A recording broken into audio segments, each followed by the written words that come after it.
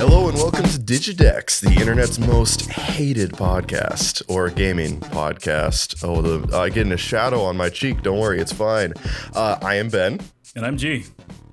And today we are going to be talking about Monster Hunter more because we love Monster Hunter. We did a video previously that was discussing the differences between Monster Hunter World and Monster Hunter Rise, which one we kind of preferred, what we liked out of some, what we liked out of others. We realized that it was kind of hard to cover the whole game, or, well, both games in that video. So now we are here to discuss just Monster Hunter Rise. And we're approaching the expansion release, Sunbreak. Wait, is it Sunbreak? Yeah, Sunbreak. Is it Sunbreak? I was about to say Sunborn. Don't worry about it. Sunborn. It should have been. Should have been Sunborn. God damn it. But yeah, so before the expansion drops, we wanted to have a full video discussing our thoughts on the game, where it stands, how it's developed, all that kind of stuff. So that's what we're here for. Where did I put my phone? There are my articles. So we are going to start out, as per usual, with some gaming news. Specifically, first, I want to actually make a point for some very important gaming news, which is my boy Jarrell just got a little bump up on Twitch. If anybody wants to ignore my shameless plug for cryptid underscore, he can now actually make money and have an audience. Congrats, by the way. I appreciate that. Thank you. If it's all right, I will start off with some gaming news.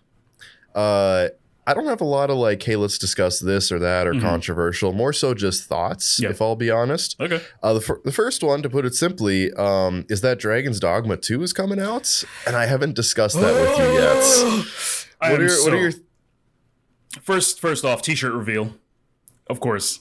I don't know if you saw the actual live stream. I actually watched the live stream. They did a t-shirt reveal with the logo. Well, they had an animated logo. A little disappointed on that. I'm just hyped that it exists. I'm just hyped that within the next year we'll be able to play Dragon's Dogma 2. Within our lifetimes, we will see Dragon's Dogma 2. You know, I actually haven't seen any of the reveal stuff yet. It's just our buddy Dalton has fucking thousands of hours into that game, I swear to God. So he's gotten me into it. I've played a good amount of Dragon's Dogma 1. But the second that 2 was announced, I didn't see anything, and just immediately my chat just blew up. And it's just Dalton, you see Dragon's Dogma 2? And it's I did. I mean, now I did. But yeah, no, I'm super excited for it. But, because it wasn't something we discussed in the previous video where we actually got into gaming news, I wanted to bring it up because it looks like I'm excited. Yeah. It's Dragon's Dogma 2. Yeah. I wasn't expecting them to really follow up all that much, if I'm going to be honest. I figured they were doing it. Obviously, there's no gameplay. They didn't show any gameplay. It's just a title screen, or a title. But I was expecting it. Just didn't know it would be this soon. I guess I feel like it's soon. It's been a while, so it makes sense. It's definitely been a while. Yeah. The second little news article, which I brought this one up because we were actually talking about this before we started recording, is an article titled Starfield has more handcrafted content than any previous Bethesda game, which I'm going to call bullshit on until I see it. But basically, as we all know, Starfield was announced. They showed off some gameplay. It looks pretty cool. I'm a bit concerned about it because procedural generation and Bethesda and their recent track record of games and the fact that it looks a lot like No Man's Sky. I love No Man's Sky, don't get me wrong, but if you're taking a company like Bethesda, which has, correct me if I'm wrong, a little bit of a track record when it comes to releasing games in a relatively unfinished state or buggy disposition. I mean, the last game being Fallout 76, and we saw how that was for months. I'm sorry, I think you mean the last 5 games being Fallout 76. True. They've spent so much time releasing patches for that game. I'm surprised people still play it. I've told you before, I platinumed it on PS4, and I played probably 240 hours of that game, and I have no intention of going back. I think I played 25 or 30 hours of it. I can't remember though. I was playing with a group of friends. So yeah, with their track record of releasing games in that position and then kind of taking the style of a game that promised everything and released in a very bad condition, like I want to be excited for it because it's been so long since we had like a mainline Bethesda game that was really, really good. But I am just so worried. Like, it's exhausting. I'm just like, I look at it and I'm like, oh, space, finally, space exploration, fucking one of my favorite things in video games. But I just can't be excited for it yet. I'm so worried about it. The art, the dogfighting looks good. Yeah, dogfighting looks good. I mean, I'm sure stuff like that will get old after a while. The only thing, not in contrast to what you're saying, the only saving grace that I have now is between 76's release and now, Bethesda is now partnered or kind of basically just owned by Microsoft, right? So to me, I'm hoping that they meet with a kind of Microsoft level of quality, expectation quality with this game. And that's like, obviously it's going to be buggy. Like a game this big, it's going to have bugs, especially since it's Bethesda.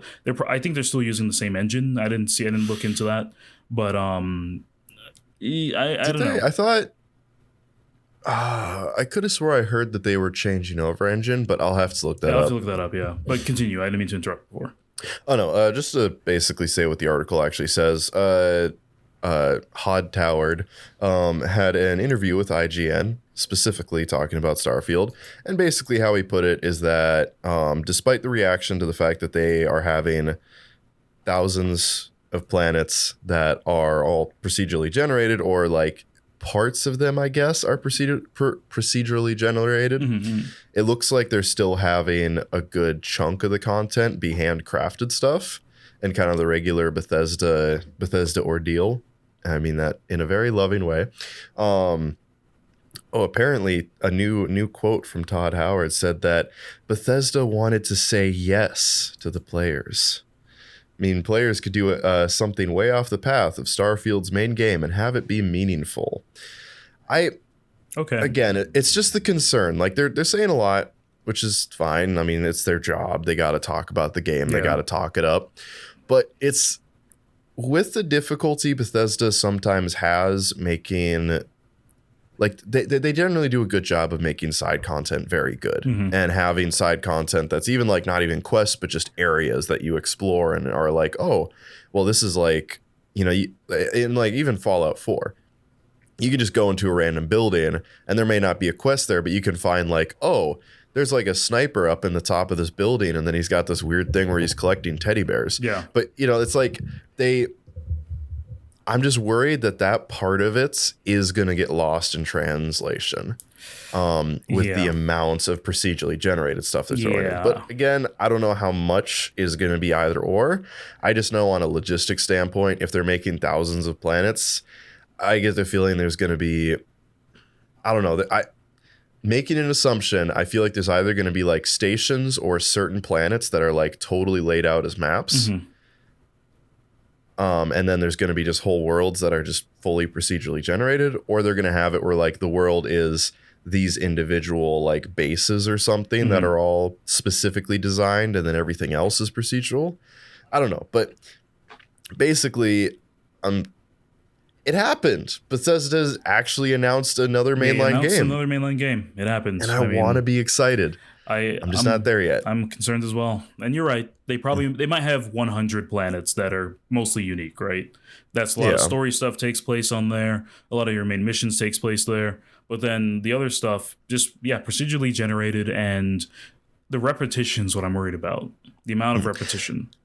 That being said, I will give Bethesda one thing, which is, from one aspect, I do see the procedural generation or like the massive scope going well for them. And that is in regards to them facing up with Outer Worlds. Yes. Because Outer Worlds is a great game, and it had pretty large maps, but generally it was a more contained, story-heavy game. And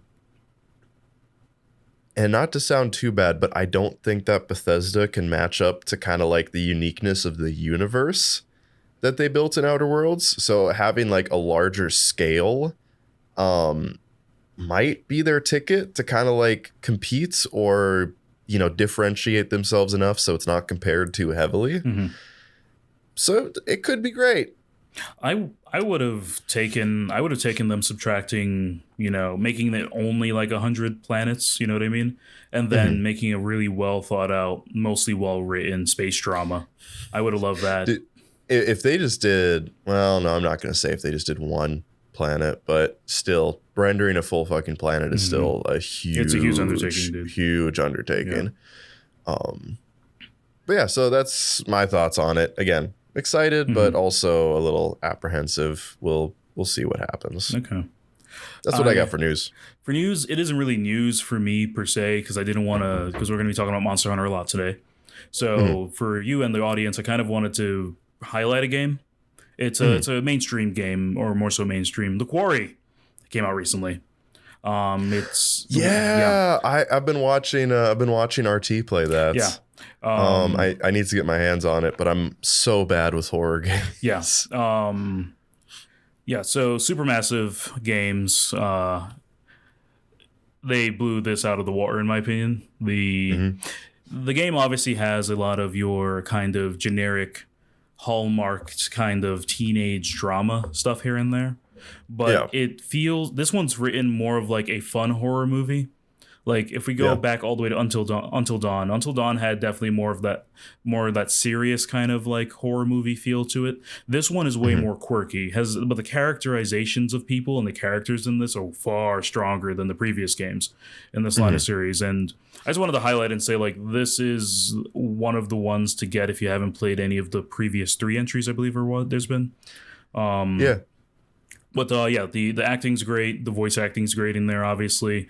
It is still a little strange seeing the CG version of actors that we see like normally, because for some of them it just doesn't translate well, in my opinion. But overall, very good. And there are a lot. Apparently, there are more than a handful of different endings you can get in this. So I'm looking forward to watching as many of those as I can see.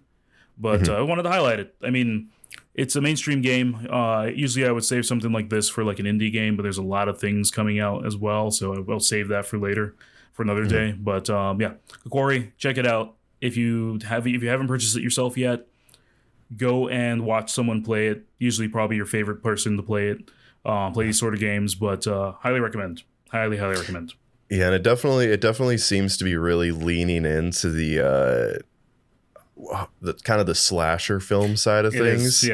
They're really characterizing everybody, but it's also a bit on the silly side and a bit on the like, how much makes sense? Who gives a fuck? So the thing, that's the thing about this one is like this particular one, because it's more supernatural than slasher.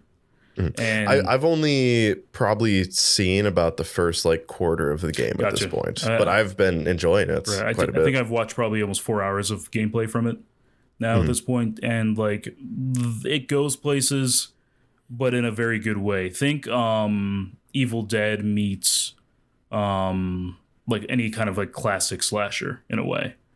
Yeah, in terms of like comedy and action. I mean, you just said Evil Dead combined with, and that immediately is kind of a win for me. Evil Dead was the first thing I thought of when I started watching the gameplay from this. So yeah. Well, they made a couple of Evil Dead references. From what I've seen. Yeah. I think the first time you walk down into a basement, one of the guys is like, have you never seen Evil Dead? But if you're a horror fan, this is one that you don't want to sleep on, in my opinion. Oh yeah, definitely. Good spot. Another thing not to sleep on, though, is Monster Hunter Rise, because my opinion has changed on this game since we made that Monster Hunter episode about a month ago. So would you like to kick this off? I'll be honest. I mean, I obviously have a lot more opinions to voice about Rise, but I'm really curious about what you think. Okay, well, let's with the best of our memory, we should summarize our original thoughts for a comparison. I mean, my original thoughts, if I remember correctly, which I don't remember correctly at all, ever, is roughly that it's a great game. World is a bit more approachable and at times seems almost a bit more polished. But I would say that Rise has almost a bit more character to it in certain ways. Yeah. And the gameplay is a lot of fun. It's a bit more of a specific experience versus World's like general, this is what Monster Hunter kind of is. Right. I believe that I had very much the same opinion. I think I liked a lot of aspects of World in terms of like at first I wasn't too keen on the wire bug. I kind of liked the Crush Claw a lot better. I like the way that the monsters were in World. It felt more living. I think that was something that I said. Like obviously, monsters travel the map around in Rise and such, but I did like in World that you were kind of a tracker as well. Yeah. I like that there was obvious territory control battles between monsters and stuff. Also, if I remember correctly, one of your big points was the battles were a lot bigger They were in bigger, World. yeah. Or like the monsters felt bigger, and The monsters did feel bigger to me in World, like, and I think it was a combination of that and the scope of the map as well, because I feel like the maps made like Anjanath in World felt way bigger than Anjanath in Rise for me, right? Same thing with Diablo, same thing with even just Rathian and Rathlos. They felt like they were way bigger kind of threats in World to me than they are in Rise. I feel like physically they are bigger in World. Like the actual rendering is larger. They are larger in World, I believe so. Because even Kuliaku in World, I believe, is a lot larger. Like the bird. Oh yeah, no, Kuliaku in World is like the size of a Rathian in Rise. And I mean, well, maybe not that much. Maybe that's exaggerative due to memory, but I think that's the case. I think you're right on that. But I love that in World because it made it feel like, holy shit, we're hunting fucking monsters, right? Yeah. Like there's that distinct part of the forest in Monster Hunter World, and those of you who've played know where I'm talking about, where Pookie Pookie's nest is up on an area up there. And it's an area full of mushrooms and spores and stuff. And Anjanath would always go through that part of the map. And I always remember like hitting a spore and then like hiding in the bushes and then watching an Anjanath like go through and stuff. Because I'm like only trying to hunt Pookie Pookie and it's like an early level shit. And I can't fight Anjanath yet. And it's like, I miss that level of like having to use my environment and kind of like get away from these monsters in a way. And that sorry, okay. Actually, no, I'm not going to say that. I was going to make another comment on World, and I need to not. Okay. Because we need to get to Rise eventually. And that's exactly what I'm getting into Rise. Monster Hunter Rise is more arcadey and doesn't require that level of depth. And I'm going to open up my panel before I give the microphone to you here. I'm going to open up my panel by saying they are two different games. And I got to start looking at them as two different games. Because Monster Hunter Rise is not Monster Hunter World. Monster Hunter World is not Freedom United. Freedom United is not Monster Hunter Tri, you know? A lot of similar theories, different gimmicks, similar gimmicks in some way, depending on the age of the games you're looking at. But these are all different properties. And I got to enjoy the properties for what they had within the properties and stop trying to make comparisons, in my opinion. Because they are similar. You hunt monsters, you get shit done. But they are not as similar as a Pokemon game is to the next version, if that makes sense. Oh, yeah. So no, that definitely tracks. Like, you can look at Pokemon and say, like, which one's your favorite? Yeah. Which one did it best? And outside of, like, very minor gimmicks, that's about And I'm talking about previous gen for you guys listening. I know the newer generations of Pokemon all are very obviously the new Pokemon games are really trying to mix things up, which is great. But I'm talking like Pokemon Yellow, Red, Blue, Green, all the way up to Fire Red, Leaf Green. Like you choose a chunk of Pokemon from any of those generations from that time period. It's like there's very little variation happening there outside of visual updates and a larger roster of Pokemon, right? In terms of Monster Hunter World to Monster Hunter Rise, and I think I told you this yesterday, Monster Hunter World was cool. Monster Hunter Rise has style. And that's the varying difference I feel between the two games. But Mike's yours. That just opening up, that's where my opinion's gonna be coming from. My opinion's pretty similar. I really, really like Rise, honestly. I'm going to try my very best not to talk about Sunbreak, but to mention they're continuing something that actually, and I didn't emphasize it enough, that I really do appreciate in Rise specifically, is World was kind of like a fresh start, and they restarted, and like all the weapons and stuff looked kind of basic, and the armor, and they definitely added with Iceborne, and fixed a lot of the stuff that I had issues with.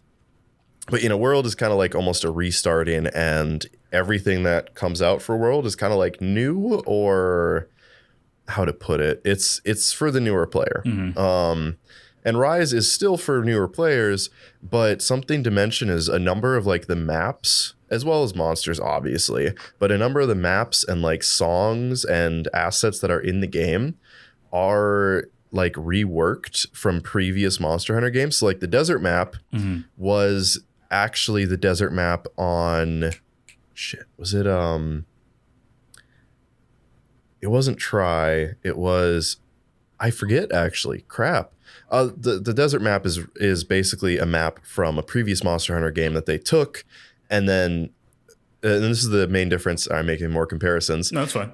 Do it. The main difference between like Rise and like Generations Ultimate when it comes to this specific, like, oh, they're appreciating the old games and working them is in Generations Ultimate. It was just the old maps still in like the individual segments and like the old style that they just continued to utilize. And then in Rise, they're taking these old maps and actually turning them into like the single flowing map situation and adding new areas. And the desert one, and they like they remastered and like re-recorded, I don't know the term on it. They redid the music for the desert map, which is awesome. But they're continuing with Sunbreak, where the demo that just came out, and I'll talk about it briefly and then move on. The demo specifically features a island map, which was one of the main maps in Freedom Unites, and I almost cried when I saw it. It was so good. But like they pulled it into like a single map, like open world system, which is great. But then they also added like this whole underground layer to it that wasn't there before. So, sorry, the thing that I like about Rise that I'm now bringing up is the fact that they do reuse content and like areas and feelings basically from previous Monster Hunter games. Yeah. But they also give them the time of day to actually like adapt them into the more modern system that World kind of laid down. So yeah, basically all of the style points. Yeah. Like I wasn't expecting to be fighting monsters on these maps because the mechanics and how the worlds lay out and the graphics and everything have changed so much. But to see Rise actually take those maps and those monsters and those weapons even and basically revamp them and actually put them in so they're like,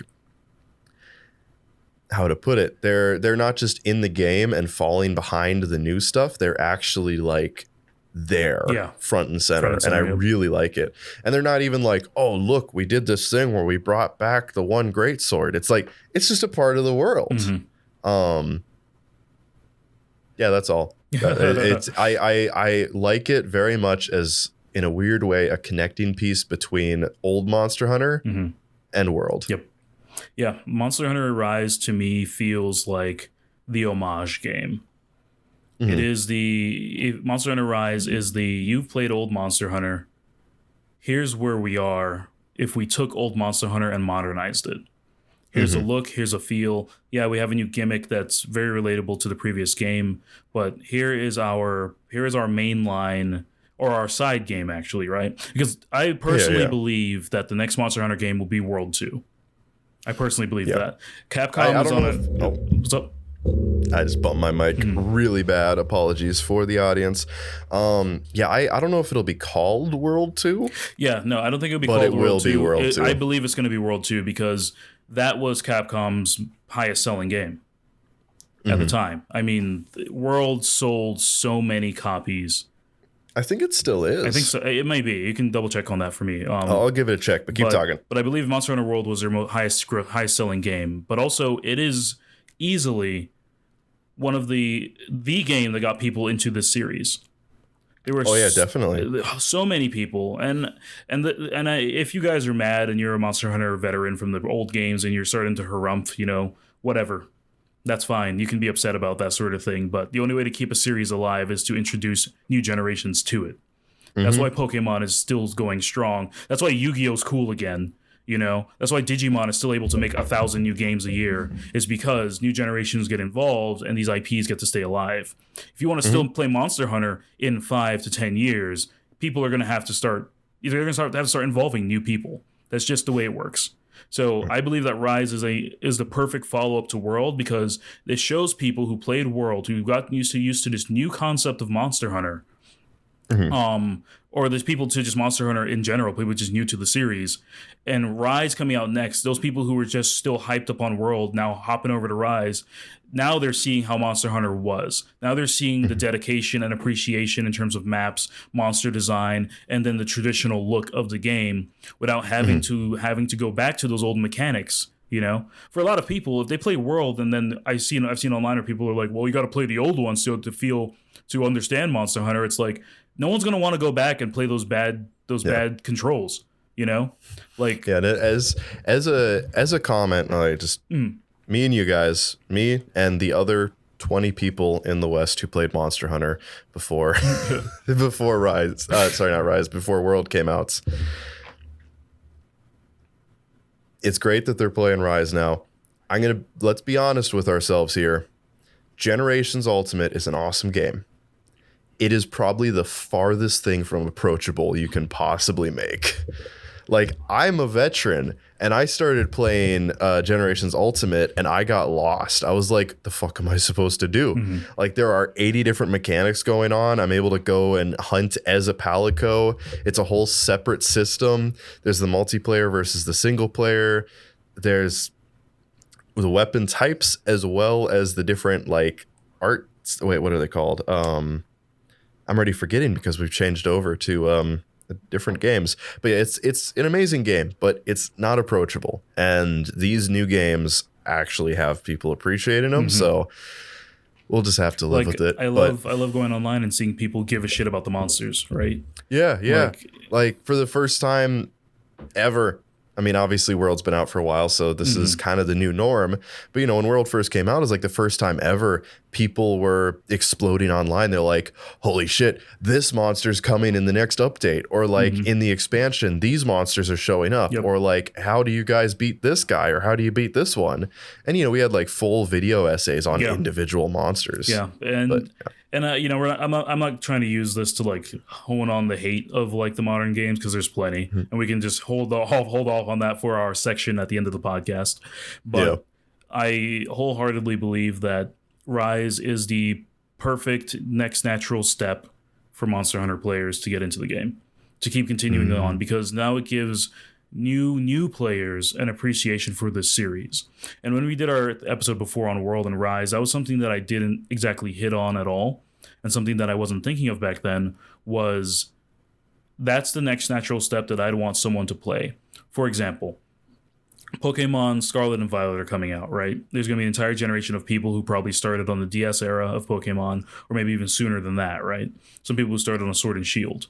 And it's like, if they decided, okay, well, we're going to come out with another Pokemon game, a sideline game that's very as an homage to the old ones, but uses maybe not mechanics and maybe not gimmicks, but uses a lot of very cool new updated versions of stuff, but it's still sprite based.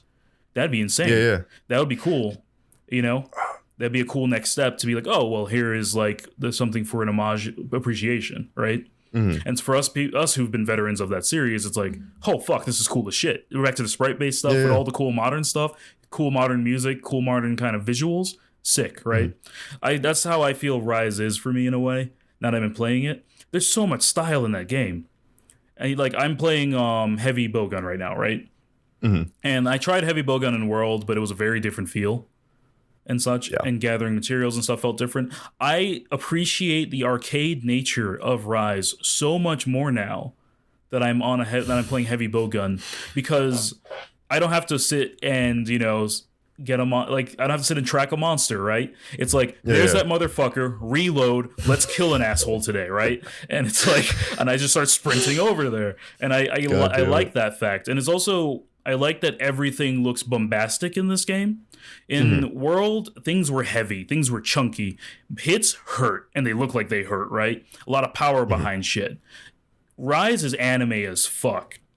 Everyone is flipping and dipping and doing anime crazy ass shit on the map, and when everyone's doing it at once, it looks great. You know what I mean? And I really appreciate that about Rise.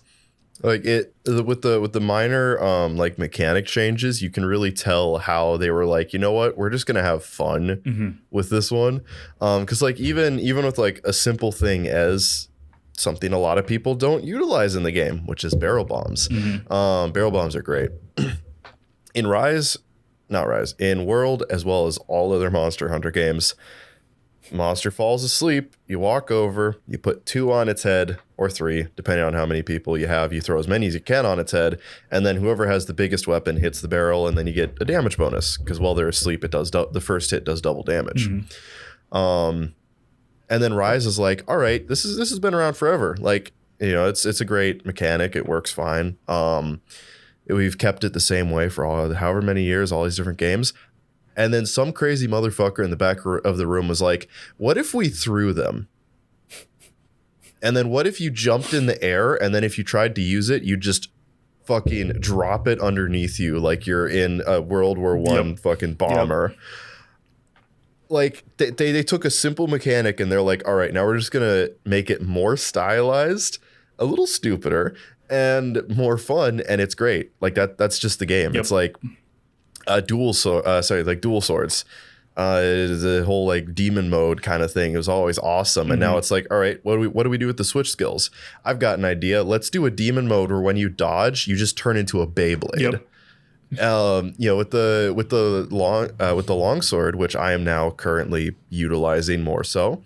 They were, you know, in World, they went a little far, if I'm going to be honest. The longsword became like the most defensive weapon with all of its counters and possibilities. It turned into a very, very safe weapon. So in Rise, what they decided to do was add more counters and more anime shit that makes you impossible to kill. It's stupid, and I've been avoiding playing longsword because it's too meta, if I'm going to be honest. But I've been enjoying the shit out of it because all of a sudden I have the double swing when I first swipe, and then I have an anime slash where I just phase through the monster and then it like dies behind me. And then if it ever tries to hit me, I have at any given time like 2 or 3 counters I can utilize, one of which requires wire bugs, and the others is just, you know, don't be a bitch. And they're adding more of it in Sunbreak. I need to stop talking. But I definitely see where you're coming from, though, because on like a base mechanical level, on like a graphical style level even, because the graphics, they don't, the heavy's a good way to put it. The graphics aren't as heavy as as World. Jesus. In World looks amazing, by the way, but it's a very heavy, very damp, almost Crisis 2 kind of vibe in a good way. But then Rise is like, oh, but we want to make sure that anything can run this, and we don't want any frame hitching. Like there can be 4 people flying above the monster, dropping explosives, and you won't drop a frame. So just their focus definitely seems to be, and I think you really nailed it, of just more fun, lighter, more anime appreciation. That's what Rise is. I feel like the next game is going to take that fun, but then take the look of World, because obviously Rise is on the RE engine. Once World is on whatever version of the RE engine they have it at that point in time, that game's going to look immaculate, right? Oh yeah. It's going to be pretty. But I really, which I never thought I'd say about a Capcom game. I mean, there are a few of them. There are a few good ones. Devil May Cry 5 looks very good. But I love that the thing that, I'll start over. The moment that when my opinion really changed was the other night I was playing, and we were hunting, I believe, the spider, which is its name Arachnid. I remember the name. The spider that's in Monster Hunter Rise. Is that Narcilla? No, I don't think so. What is it? I think it begins with an R. You can look both of them up if you don't mind. But the spider, and we were on the lava map, and I was able to knock down Rathalos. And I come in at Rathalos, and another player, I guess he got the spider. He comes in riding a different monster. And it was just funny watching both of us beat the shit out of this spider with 2 monsters. And It's like Let him get up. Let him get up. Let him get up. basically, it was like, what is happening? What is going on in this game? And it's just insanity. When shit gets insane in that game, it's just so much fun. And we've played together where we have like all 4 monsters on the map in the one room with us, and we're like, what's happening? How they all get here? You know? Oh, yeah. By the way, the spider is Rakana Kadaki. Yeah, Rakana Kadaki. Yep. The problem is that I have always called it a Rakidaki. Rakidaki. So I forgot the name entirely. But what is in her? Hold on, I'm looking this up. No, totally. But micro moments like that is what I mean by style. Because World had cool ass moments when you're insect glaive, you're flipping around the monster and stuff like that, and then you do that last hit and you like break their head or you slice their tail off. That's cool shit. But in Rise, much like Ben hinted on earlier, when you've damaged up the monster, you hit this counter, and then the last hit that you need, you just do that cool kind of anime slash and sheath, and all that damage happens, and that motherfucker just dies. It's like, that's stylish as hell. Dude, I've got so many screenshots. Because there's always like it. I tend not to look at them too much, especially in other Monster Hunter games. But the end screen always has like a freeze frame of like the last hits and where you were at, which sometimes is hilarious when you like get knocked back and then like your cat or somebody else kills it, and then you're just rolling on the ground. But I have so many ones of like using the greatsword where it's just like the monster's about to swipe and then it's like right to the face. But yeah, it's all those style points. Also, in my defense, Nursilla is a spider. Okay, gotcha. It's from Generations. I mean, it's from a previous game before that, and I want it to be in the game. It's got these two like front pincers that do poison damage, and they're like really small. But then it has this one attack where it like arches back, and the 2 pincers go for like its whole body length out of its body, and then it just swipes. It's disgusting. Kind of like, that reminds me of that one attack that Rakidaki does, where because it has both of its like front pincers kind of pulled in like a bullet shrimp. Yeah. And then it goes out and it does like that kind of swiping thing. They should. I'm sure they will, because they already have the spider model in the game. Yeah, they have the frame. They have the frame, so I'm sure they will do that. And I don't know if that's the correct term, but I know that that's kind of how Monster Hunter works, is they make like certain body frames for different types of monsters, and then like big surprise, like the Tigrex and the my brain is going dead. The one with the really good dodge abilities when you get its armor. I always get its armor, and I'm Narjakuga. Yeah. They obviously have the exact same frame. They just change how they act and some minor tweaks. So they build the frame, and then they build everything else. That's why we don't have any of the Centaurs in any of the new games, because the crab frame, despite being awesome, is not highly requested. Well, but I think the Shogun Centaur is coming to Rise with the next expansion. Yeah, we're getting 2 crabs in the next expansion. We're getting a crab and a lobster. Those, but the same frame. But, sorry, just with Elden Ring, you say lobster, and I'm oh boy, but a little concerned. But Rise, I know we hinted on like weapons and game mechanics and stuff, and I think some of my opinions when it comes to game mechanics, I did like stuff in World better. Much like I loved the way harvesting was done in World a lot better than I like getting those items in Rise. Basically the same thing.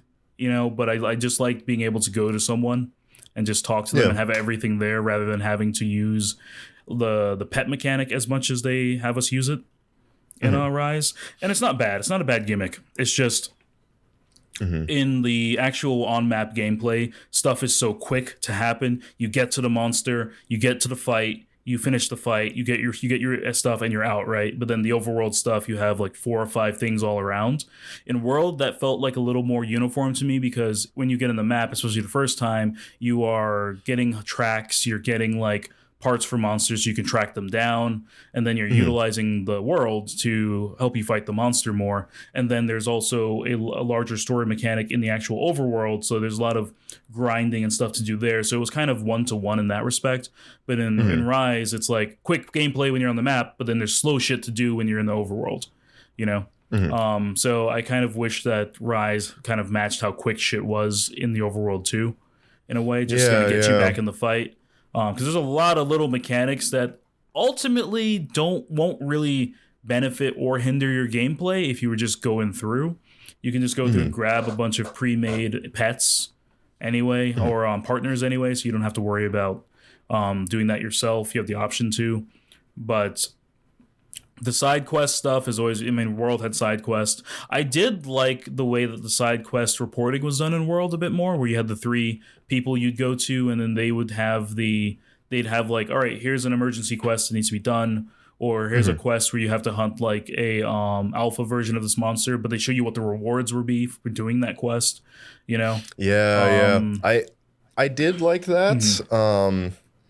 The only downside of that system for me was just the fact that once I killed the monster for the first time, I would just do the side quest versions of hunting those monsters. Not that really matters too much, because it's not like it changes all that much. It was just an additional layer looking at stuff. But I did really like that system. I felt it gave me a little more objective, like because sometimes when you did the side quest versions, there's a higher percentage for part drops.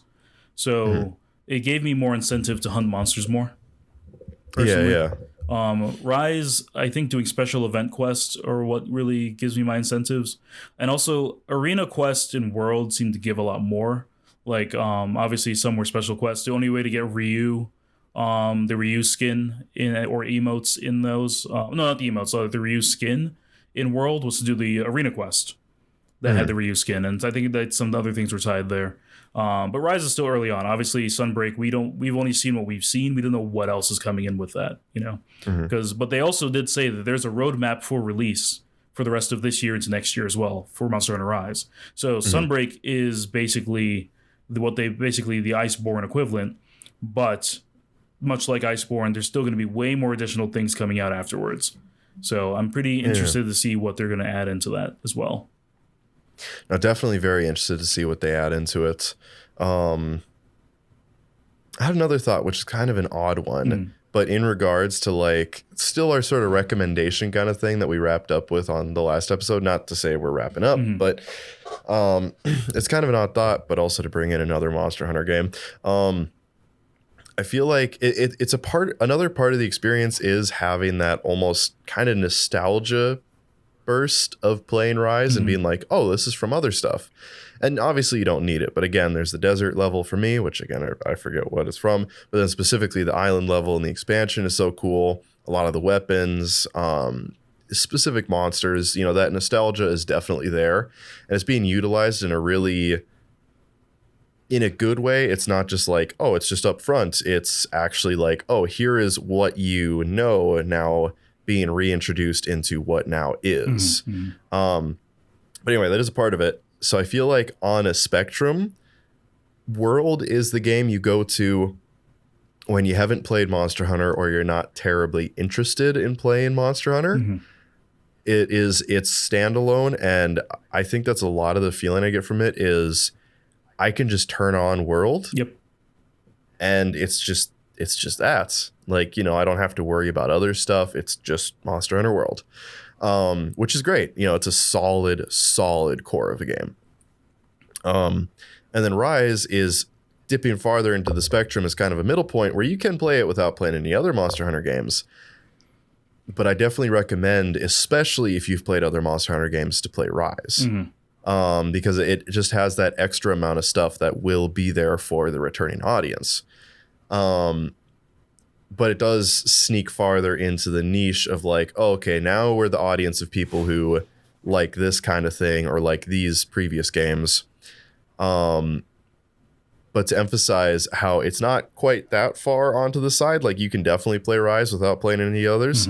But to point out a game that you definitely have to play the other games and other games outside of the series, Stories 2 is great. Yeah. It's amazing because of the references, if I'm going to be honest, though. So for those of you who don't know, Monster Stories is the RPG. It's Pokemon. It's Pokemon, yeah. You collect the monsters from the game and you like train them up, and it's actually a lot of fun. It's got good systems. I'll be honest, the Switch version needs a little bit of help because they don't have that solid frame rate. Certain hubs just chug. But it's one of those games where, like, if you're into Pokemon style games and you've played a lot of Monster Hunter, I wholeheartedly recommend it. Like, it's a fun game on its own, but like, if I told you that the Plesioth, its ultimate move that you charge up, it's like friendship ultra kill the whole enemy team in one go move, is called the supersonic hip check, and it hits everybody in the arena, does that mean anything to you? To me? Yeah. I mean, it kind of does because I know this game, but yeah. But the also, whole thing is the Plesioth in fucking Freedom Unites had a hitbox that was just a cube the size of the map. So it would do a hip check that could insta-kill anybody who didn't have decent armor. And they made that the goddamn monster's special move. They know. Like, the whole game just breathes references and, like, even stuff where it is basically quoting, like, Pokemon at times and kind of, like, having fun with, like, making comparisons. Sorry, I'm trying to build the spectrum. Because World is just, like, play it on its own. It's awesome. Stories, too, specifically, is just a referential fucking masterpiece of weird bullshit that I love, but I know that so many people would try out World and be like, not World, Jesus, would try out Stories and be like, why am I playing this? Right. And then Rise is that happy medium right there, where it has way more than enough content that's original for you to just play it and be like, this is a cool game. But it also has way more than enough content that's like returning content and like referential content that makes it so like the old timers can play it and be like, holy shit, this is awesome. Yeah, that was just my random thought. I was chewing on that for a little while there. You hit a great point by saying that, and I'm glad you brought Stories too into this, because that is because it needs some attention. It needs some attention. There are a lot of people on both sides I've seen, both veteran players as well as new people to the series, who don't like the Stories games because they feel that they're very childish. I don't personally feel that way. I think that they're very good games, honestly. And they are good games. I will admit they can be a bit childish. I mean, they're made for that age group. They have the story of a Saturday morning cartoon. They are for that demographic, right? They are what they are. That's what it is. But which means it is very childish. But me, someone who grew up on those shows, I love it. Yeah. Like, it's so stupid. I feel like that's good though, because say if I had a child and I was like, well, you know, the one thing I'd love my child to be interested in is Monster Hunter. That's a great introduction right there, you know? Yeah. And the reason why I know that hip check thing is because I've seen the meme for that so often. Yeah, like not even in reference to Stories too, just about that monster.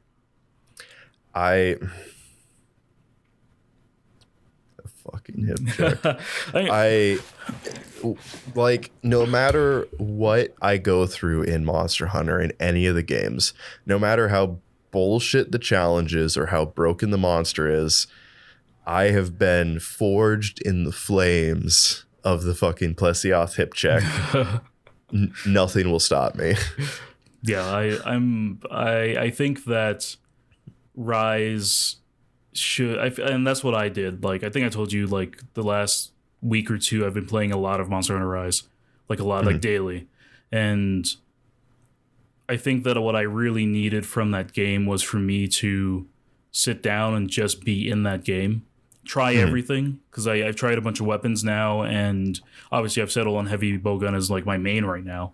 I've tried a bunch of weapons, and I'm trying different mechanics, and I started doing more arenas and special event quests and stuff, and I'm just having a blast with everything. Just having a fucking blast at everything, to the point where it's feeling like how it was when I played World the first time.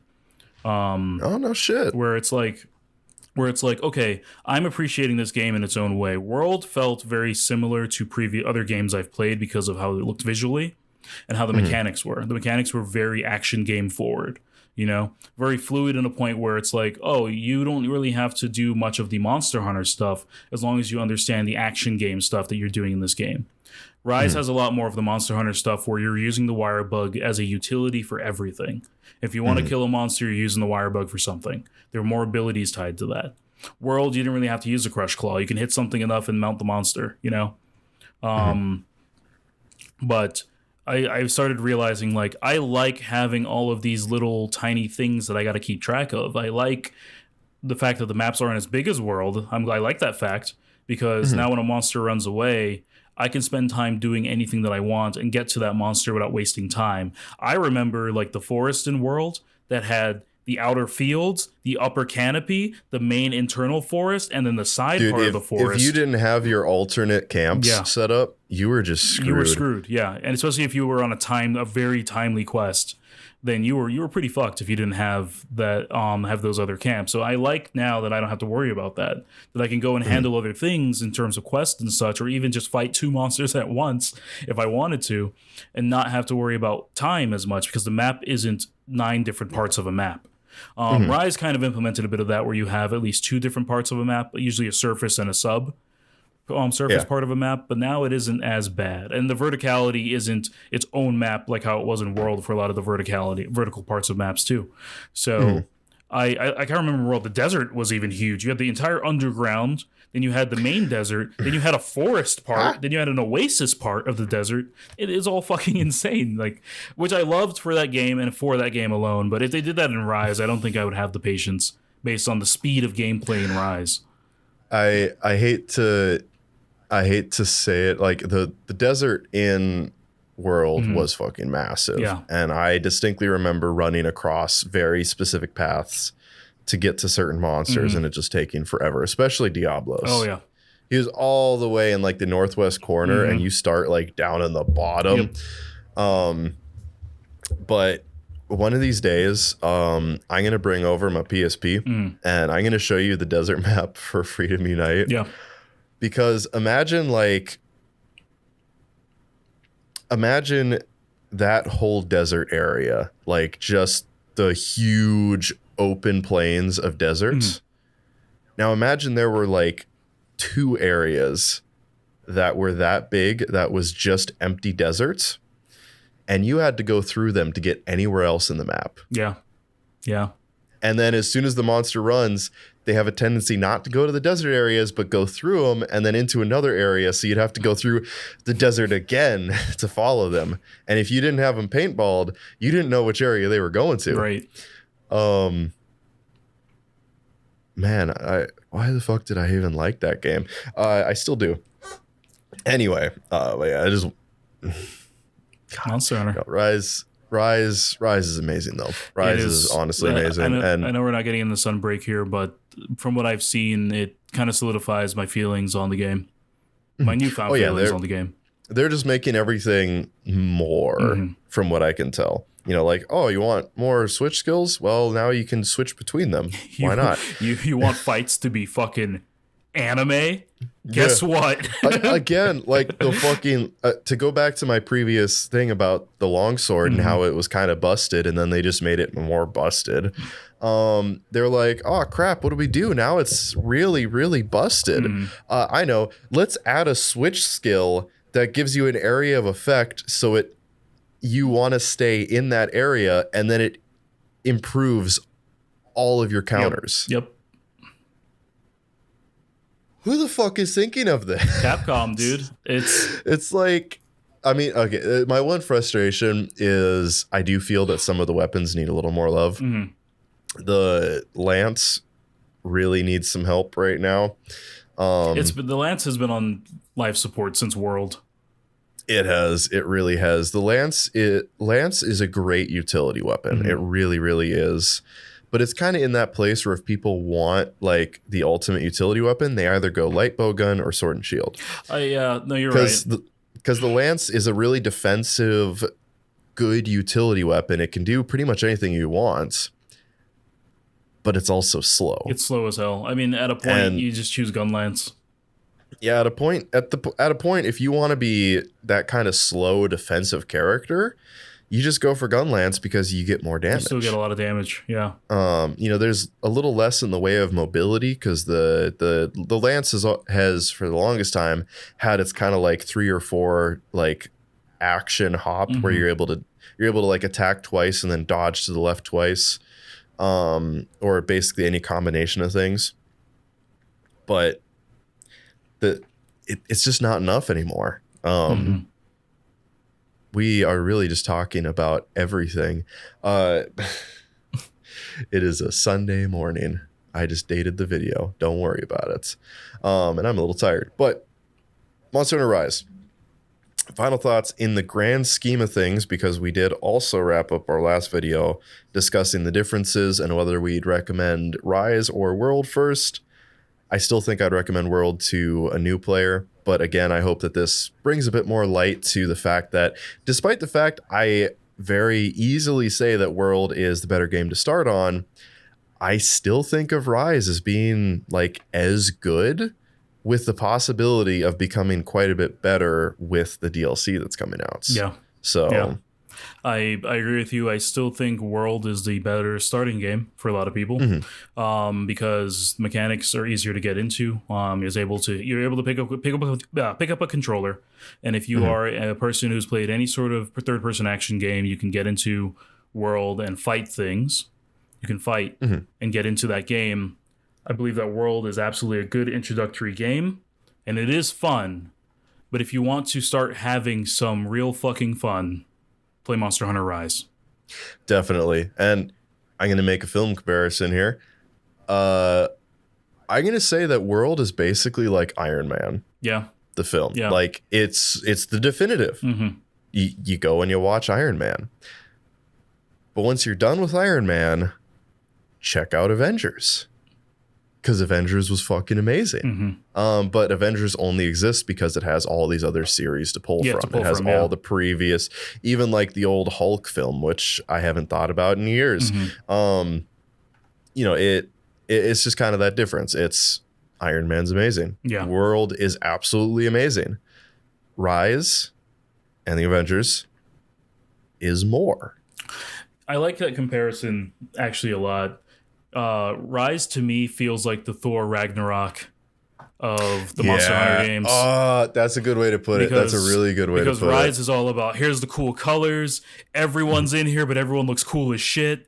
You know what I mean? Like, all the stuff coming in the Sunbreak. I'm not going to spoil anything right now, but all the stuff coming in the Sunbreak, like, holy shit. The cool shit that they're doing with that. It just, I said, their style. Monster Hunter Rise has style, you know? The monsters have style. Holy shit. I have one last thing to add, which is one of the things I am most looking forward to in Sunbreak, is that Rise and World did this as well, but Rise is really focusing on expanding the Monster Hunter universe. Because the Monster Hunter universe has always kind of been this odd collection of different ideas and games. And like, oh, this one takes place in a research facility.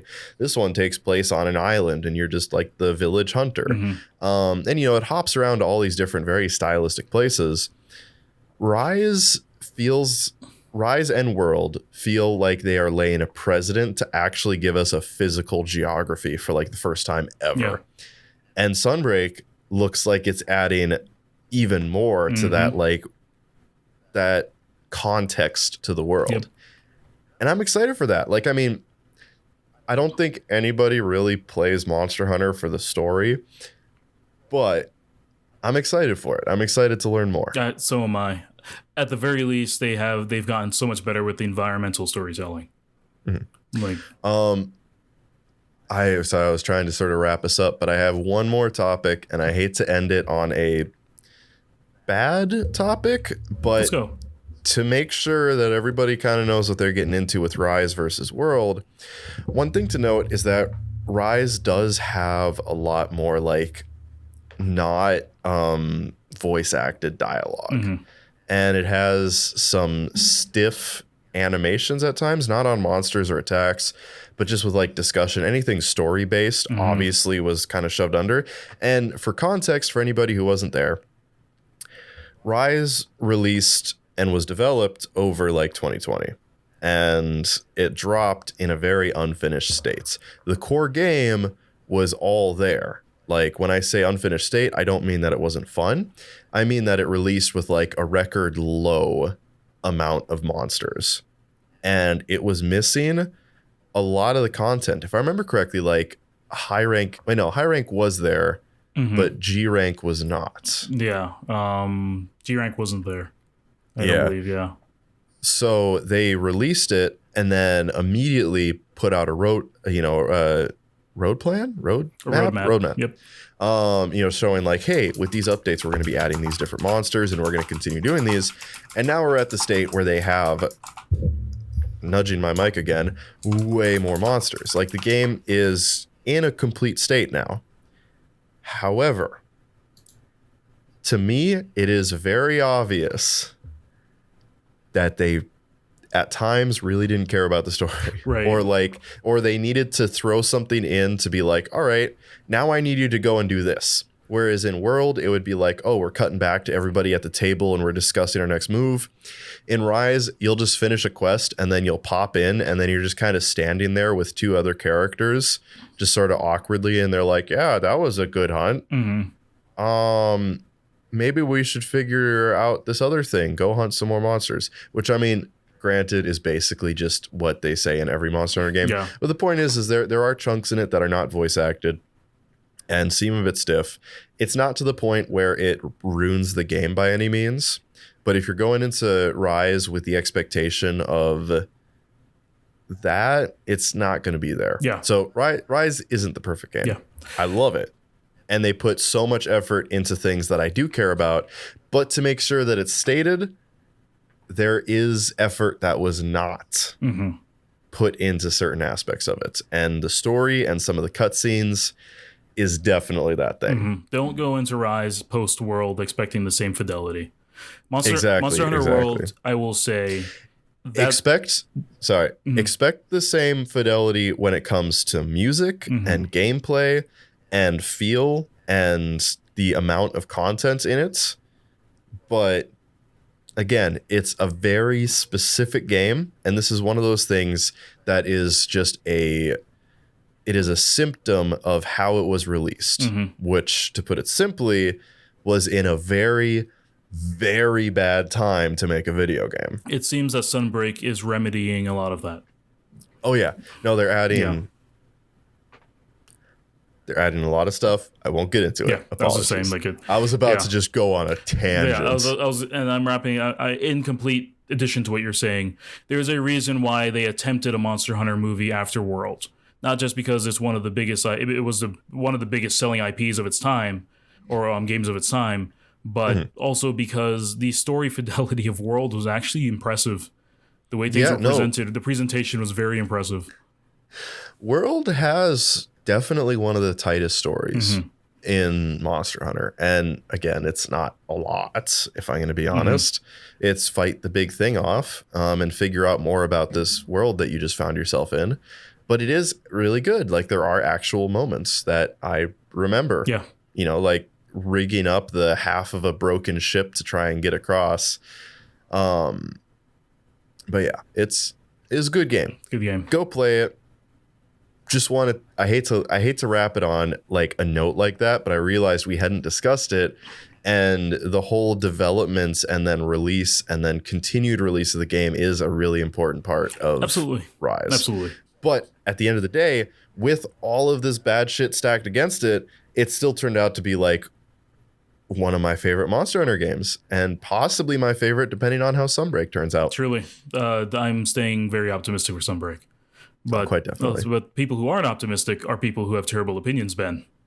Yes, and I have a really bad opinion here, which does have to do with Monster Hunter. So I was scrolling through a hive of scum and villainy like you would never expect, also known as r/Monster Hunter on Reddit. And there was a discussion going on for a while that was basically like, hey, why isn't Rise getting the sales numbers as World? Because World sold, I checked, World is still the top selling. It's got like 19 fucking trillion whatevers sold. Oh crap, I got out of the page so I can't find it. 19 billion? Because if it was a trillion, that'd be insanity. No, it's not trillion. I think it's a billion. Let me check. Like Capcom just closed their doors. I need to see if it was a... Yeah, They've dude. made all the money. That's more people than exist. It is still number one with... find the number. Oh, million, actually. 18 million copies. That's insane. That's so good. Sold for Monster Hunter World. Whereas Monster Hunter Rise is sitting at 9 million. which is still good. Go on. I'll let you finish. I want to hear this. But anyway, so basically the conversation on Reddit was like, why isn't Rise selling as well as World? Which there's a lot of reasons that you can get into. Again, like we discussed with how it was released, with the type of game it is, with the new audience and the old audience, sometimes meshing, sometimes not. But there is one person who will not be named, who claims with utter confidence, they say, and I quote, "I blame the Dango. People obviously prefer the far superior food in World and Iceborne." Listen here, you little shit. The Dango song was sent by God, and we will sit through it every time. Okay, but the food in World I don't is know why amazing. I thought this would be an actual serious. No, of course it's not an actual fucking conversation. I thought this would be an actual like serious thing. I was like, oh shit, is he going to like cultural bounds and Jarrell, this is serious. Jarrell, they are dunking on the Dango. I will give it that the Dango song is great.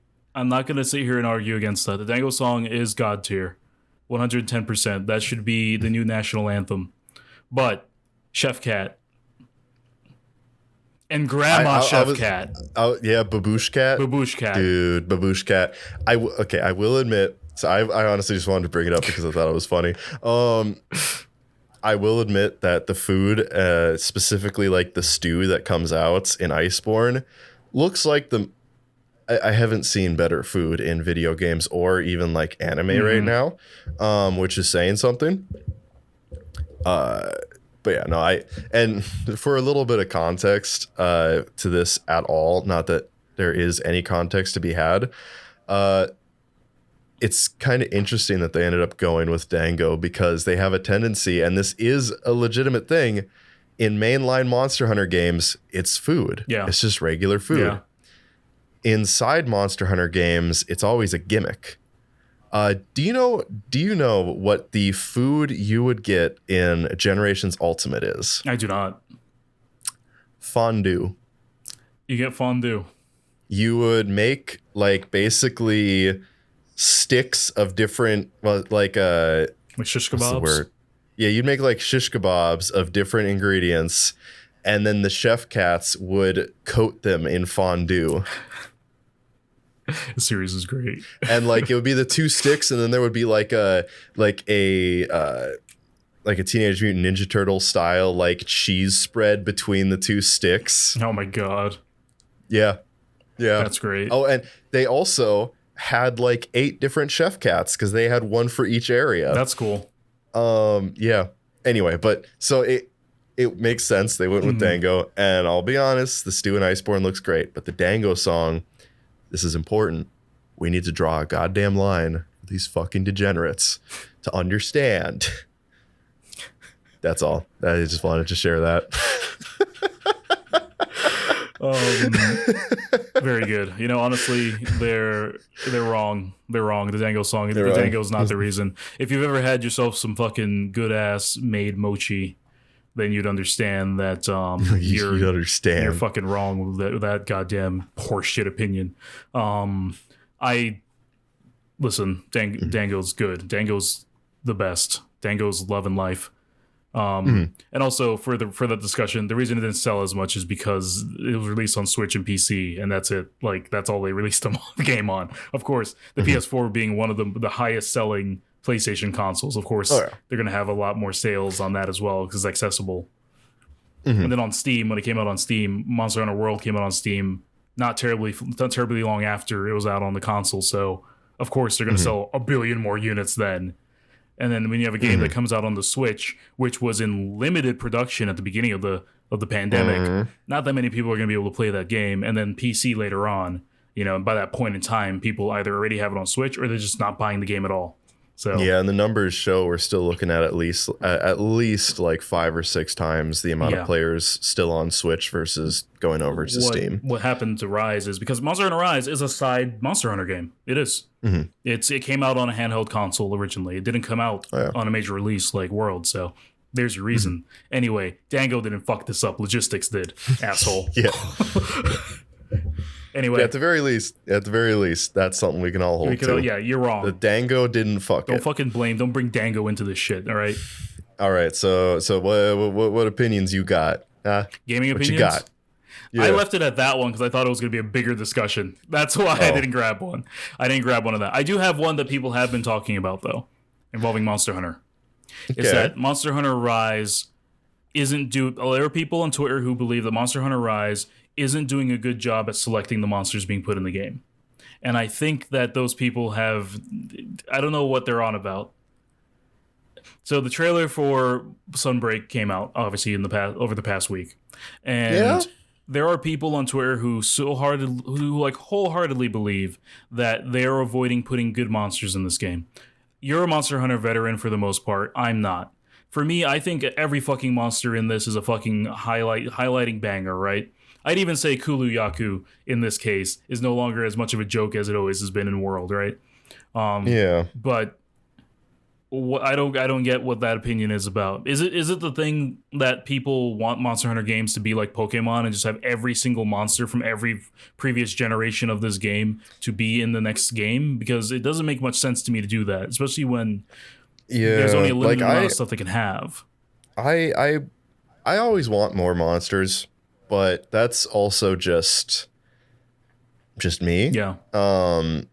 I definitely understand like where they have to draw the line, and also I am equally, if not more, excited for new monsters as well as old ones because they keep turning out good stuff.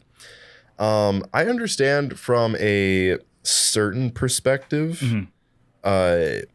some monsters that I'm just double checking to make sure this one was not announced for Rise. Oh, thank God. Sorry. There is I understand certain monsters that I would love to see, but I also know would be really, really hard to get in. Like they're, again, in Sunbreak, they are adding the, it's a crab boy, Shogun Centaur. The Shogun Centaur is great. I'm very, very happy that they're bringing him in. He's going to be the meta for Blade builds again, and I love it. Right. Shogun Centaur is a classic. I would love it if they managed to put in the what are they called? I was just watching a video about them earlier. The Celtis. If you've never seen them, basically there's like a regular Celtis, which is a giant bug with like a horn on the front, so it like flies and tries to stab you, and then it's got like slashing like pincers and stuff like that. Not pincers, they're like scythes basically. So you fight them a few times. This is a Generations kind of thing. You fight them a few times and you're like, okay, I understand this monster. But then the thing is that the Celtis Queen is a boss battle as well. And you would think the Celtis Queen would just be a bigger version, right? No. The Celtis Queen is like a on the ground with a big tail, kind of like scorpion. Imagine if you combined a scorpion with a Sherman tank. Okay, very good. And now that's the queen. And whenever the queen's in play, one of the other Celtis, like the one you fought as a boss earlier, will show up and it'll just grab it with its tail, pop it on its back, and then it has basically a turret on its back as it shoots poison at you. Cool. I'd love to see that. I also understand why, from a logistical standpoint, that would be a pain in the ass to code into a new game because it's two monsters like Mighty Morphine together. Yep. So I understand why some monsters that people might like are not being added. But again, I'm really excited for the new monsters and the monsters they're making that are specifically taking advantage of the new mechanics. Yeah. Obviously, some of the mainline monsters seem to be a bit more unga bunga, a bit more like let's just have an anime duel versus like let's have a specific like trick or mechanic to you, which I can definitely respect that. I'm just going to say at the end of the day, though, thank fuck that the Gypsaros is not in Rise yet. I don't want to fight the goddamn Gypsaros again. Was the Gypsaros in I don't think it ever hit World. It wasn't in World. Did No. Thank God. It's because the Gypsaros is a bird wyvern. Yep. And it's a bastard because it has like a poison spew ability. It does a lot of just like blunt damage.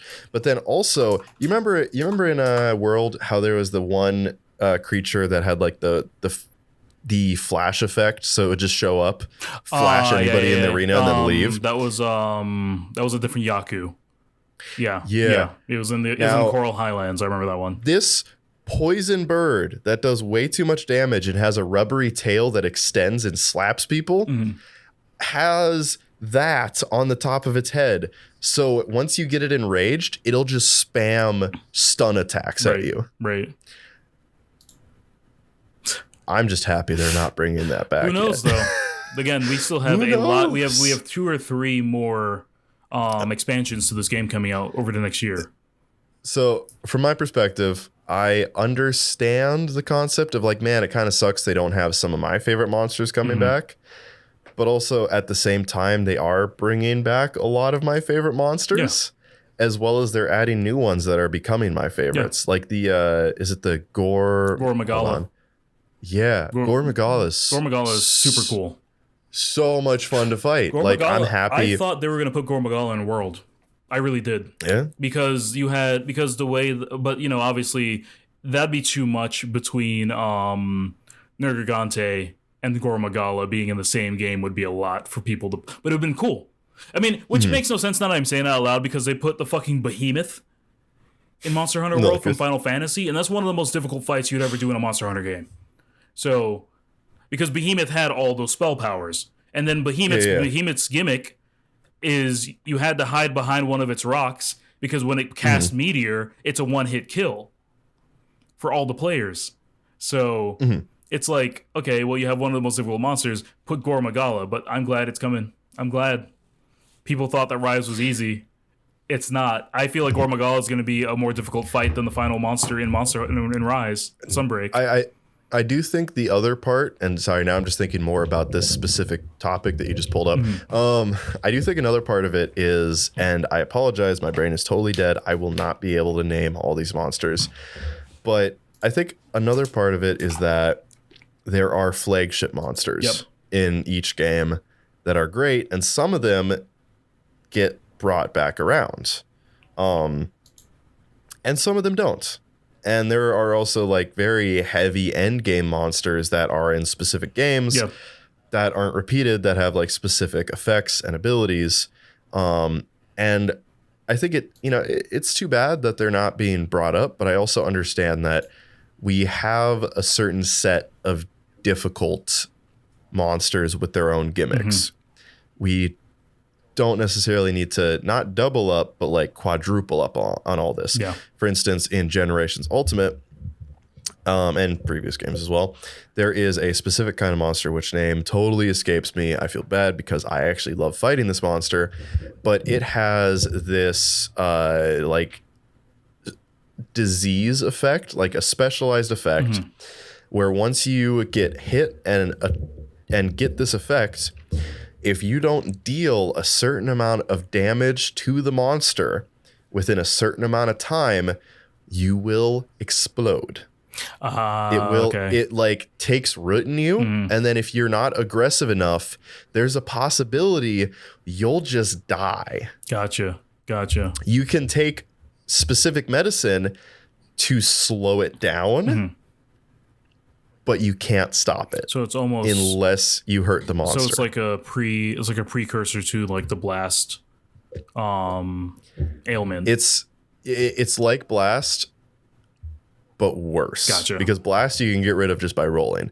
There's the other real piece of shit part that's so much fun is that it tends to spew more of this effect when it's raging. So it starts raging and you want to back up, but you need to deal damage, otherwise you die. Right. That's awesome. Sunbreak, we have vampires. You got to choose if you're talking about Sunbreak or not. You're gonna have to choose because you've spoken about probably 17% of this already. But sorry, I realize. I apologize. But the point is that we have a new monster that is fulfilling that role, that is requiring you to be more aggressive and is requiring you to keep pace with them. So in my not humble opinion, we already have that. We don't need to bring that monster back. It's in Generations. It's great. Mm-hmm. It's an amazing monster. I don't personally feel like we're missing out by not having it, though, in a newer game. Yeah, I think a lot of people have this opinion that the monsters that are new and or the monsters that were brought back are all too easy.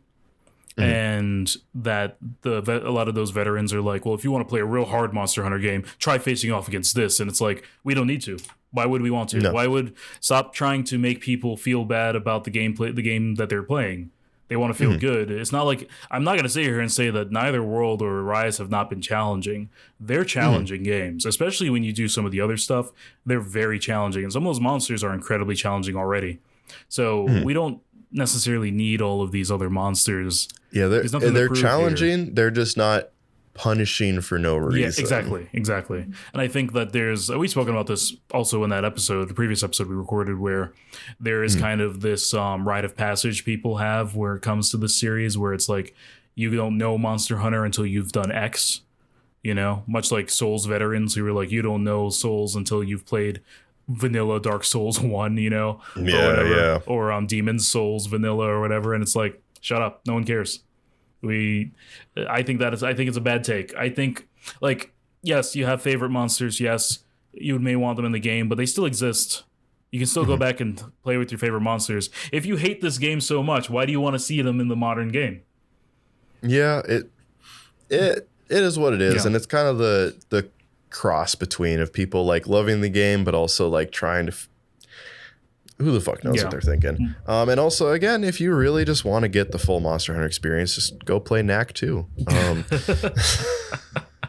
right, I think we should wrap it up, though. Yeah. We have been on a tangent. I think this episode is now just too many thoughts on Monster Hunter Rise and everything else Monster Hunter related. I think, But that is just fine. We had things to say, and we said them. Yep, we said them. Right. We got it done. Guys, thank you for listening. Make sure to catch us on your favorite podcast listening app. We are on totally all of them, I think, at this point, hopefully. Yes. You can catch us on YouTube by searching Digidex. Links will be in the description of the actual podcast episode, as well as to our social media. We are Digidexy on Twitter and Instagram. And unless there's anything else I'm missing, Ben, I think that's it. Bye. See you guys later.